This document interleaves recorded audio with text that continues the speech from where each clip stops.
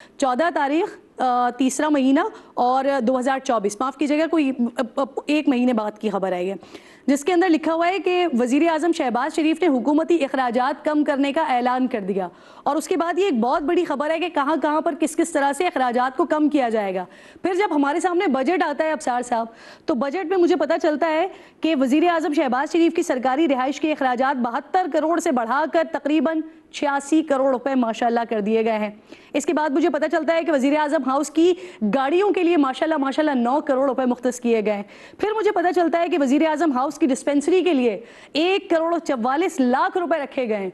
फिर मुझे मालूम होता है कि वही वज़ीर आज़म है कि जिन्होंने इलेक्शन के बाद फौरन एक महीने बाद इन्होंने कहा था कि हम किफ़ायत शियारी मुहिम की तरफ जाएंगे क्योंकि अवाम का पैसा अवाम पर लगना चाहिए। ये वर्ड्स से वज़ीर आज़म के।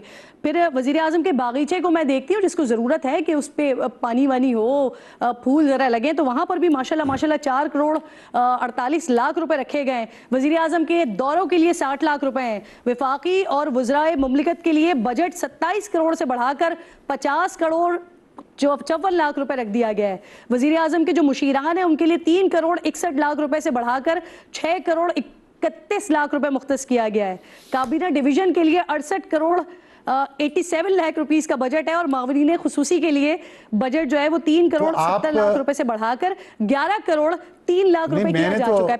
फिर मैं सोच रही थी कि जाहिर सी बात है, जब अफसार साहब हमारे पास इतना कुछ है, जो किफ़ायत शियारी चल रही है, वज़ीर आज़म साहब किफ़ायत शियारी की बात कर रहे हैं, तो जब वज़ीर आज़म हाउस पर वज़रा पर लगाने के लिए इतना कुछ है तो आवाम के लिए भी डेफिनेटली कुछ होगा और मुझे मिलेगा इस बजट में। फिर मुझे पता चलता है कि कार्बन के नाम पर जो है ना एक और टैक्स चूना जो है वो पेट्रोल के ऊपर लगाया जा रहा है सर, कार्बन का। और फिर उसके बाद जो टैक्स जो हमारे पास लेवी का, कराची बैठी है इसलिए आपको चूना कथा याद आ रहा है। लेवी जो समझ नहीं आता है, जो लेवी मुझे समझ नहीं आता है, वो पता चल रहा है वो वाली लेवी जो पतंगे जोड़ने के लिए लगाई जाती थी, 125 तक जाएगा। और उसके बाद सर ये प्राइस अगर इंटरनेशनली राइज करती है, बढ़ती है, तो उसका इम्पैक्ट भी आवाम के ऊपर आएगा। और आप भी जानते हैं कि जब पेट्रोल की प्राइस बढ़ती है तो दूध, चीनी, पत्ती, जो आम चीजें हैं इंसान की, आवाम की, वो सब महंगी होंगी।